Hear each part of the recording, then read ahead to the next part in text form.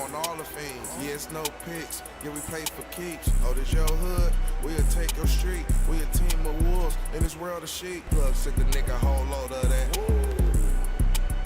Top side. Bro doing all them turnarounds with them. Woo. Yeah, them blues gone. Hit a nigga close range with that. Woo. All my niggas throwing up they five. Woo, big woo. Caught a nigga out of bounds, he on the news.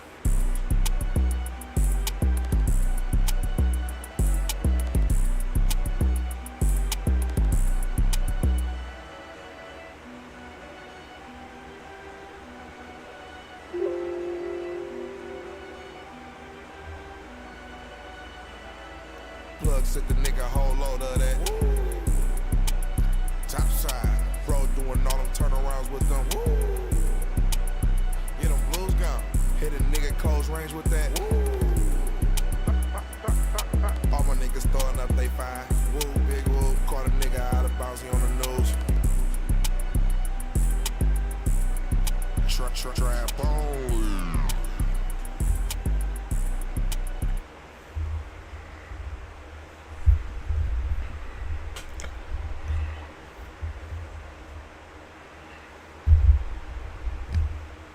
What's up, chat? This your boy Capo. Welcome to the Buckety Boys Gaming channel.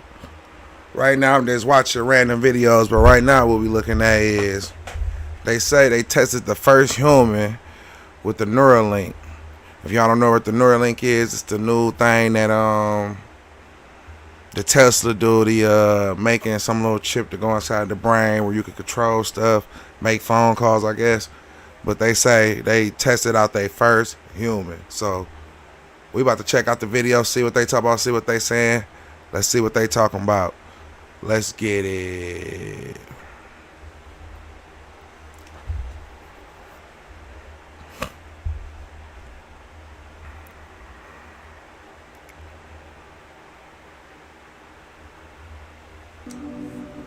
In the latest update from Elon Musk's brain implant company Neuralink, we have learned the fate of their very first human patient.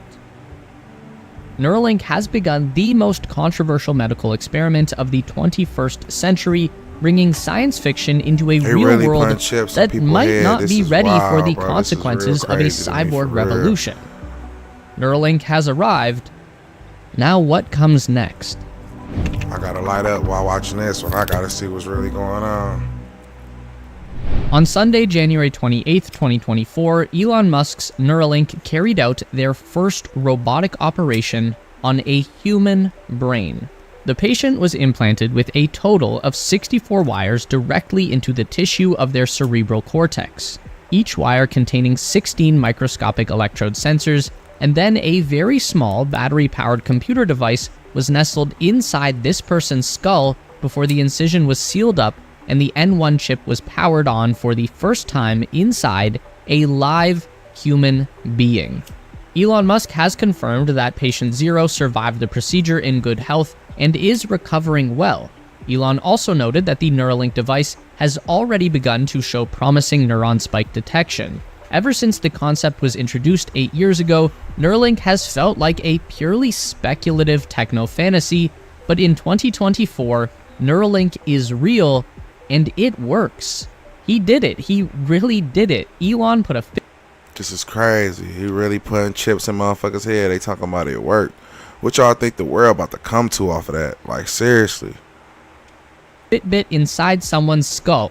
So, now what? Well, Elon Musk promises that the first Neuralink product that will be tested is called telepathy. And by that, he means the first software application that will harness the capability of the N1 device that is currently resting inside the skull of at least one human being. I'm not getting over that anytime soon. Neuralink's telepathy will enable the user to control a smartphone or computer simply by thinking. And by extension, the Neuralink patient can use... It's that serious to take.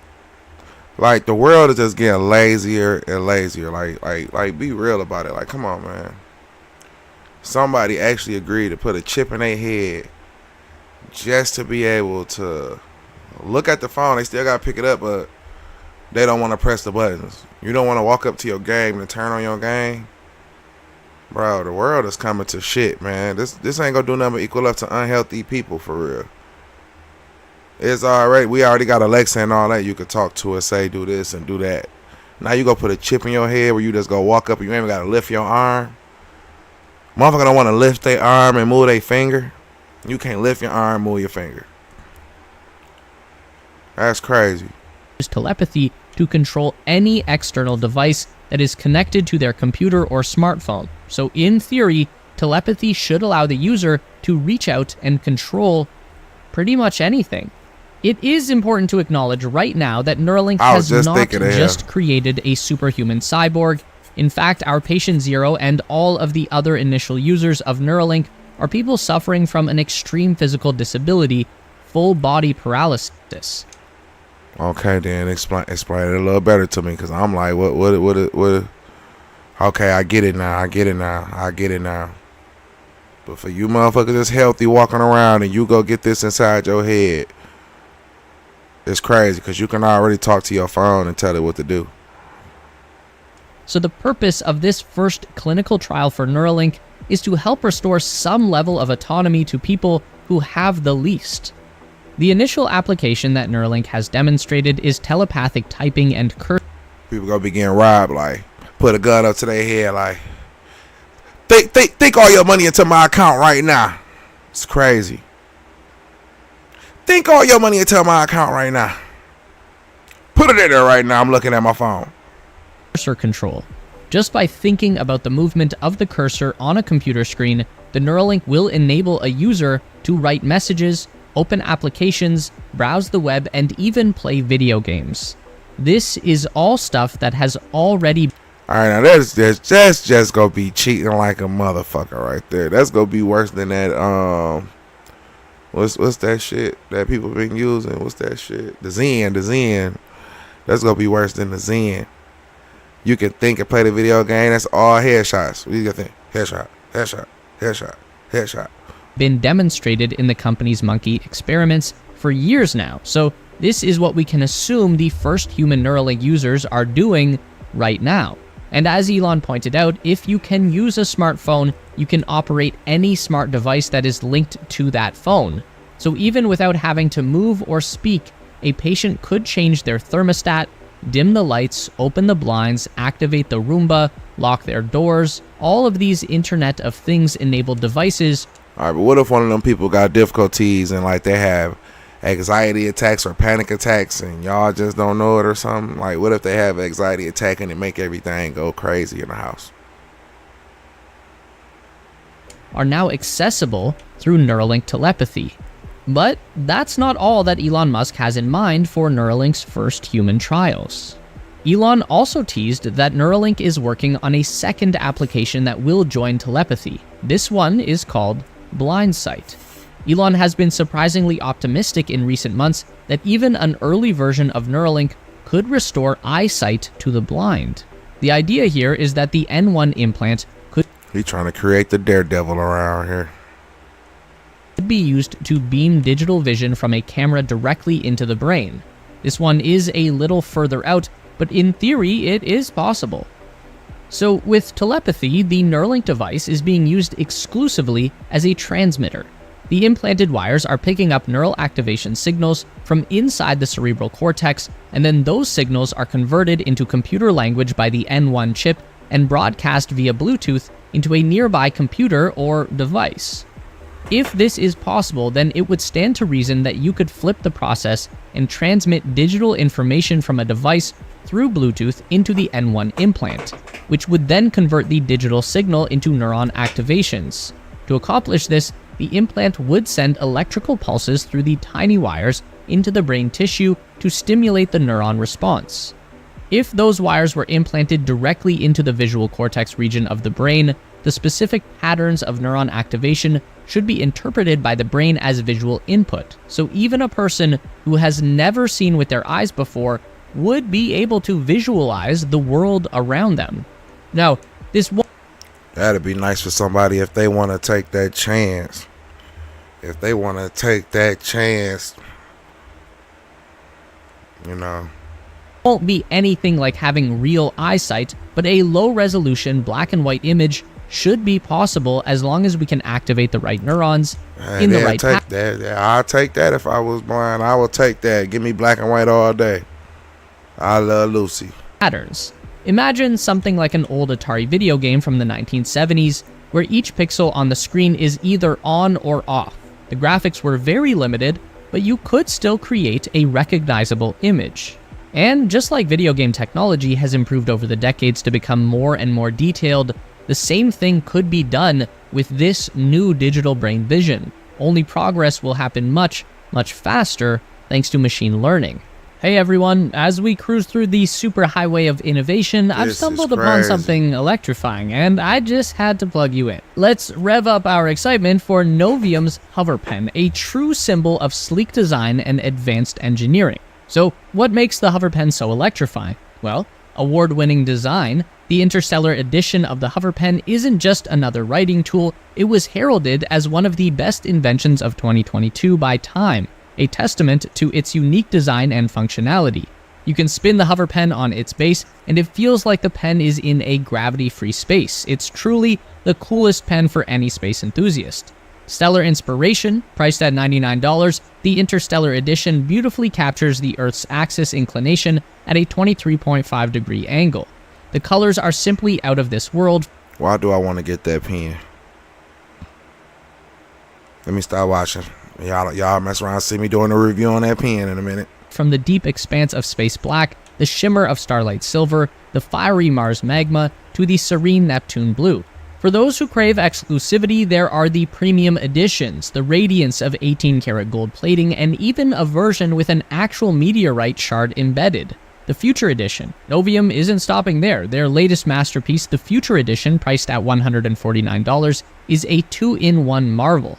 Fountain pen or roller bar, you get to choose with its interchangeable tip, and for those who value unparalleled luxury, there's a premium edition featuring an 18 solid karat gold nib. Whether you're treating yourself or searching for that perfect gift for a loved one, hover pens are more than just writing instruments. They are a blend of art and the mysteries of space, offering an unrivaled writing experience and serving as a timeless piece of luxury. For the Tesla Titans of my community, here's an electrifying offer. Use code TESLASPACE and grab a 10% discount along with free shipping on all hover pens.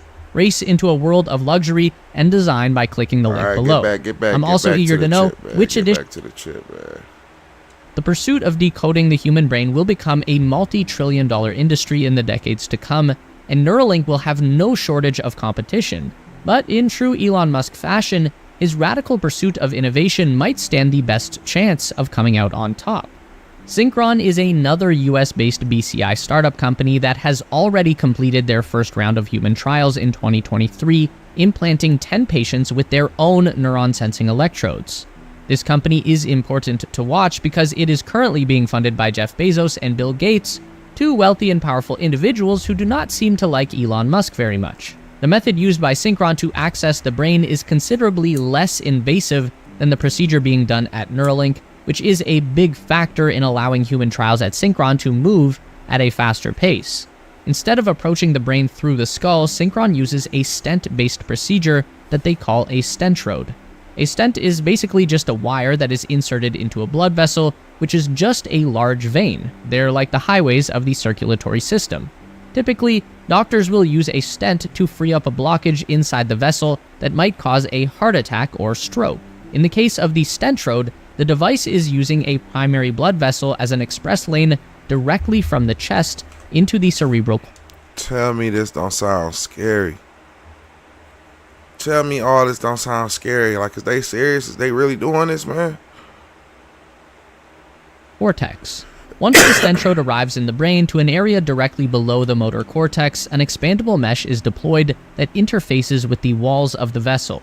And this mesh contains 16 electrode sensors that can begin detecting and transmitting neural activity back down through the wire and into a device that is attached to the patient's chest.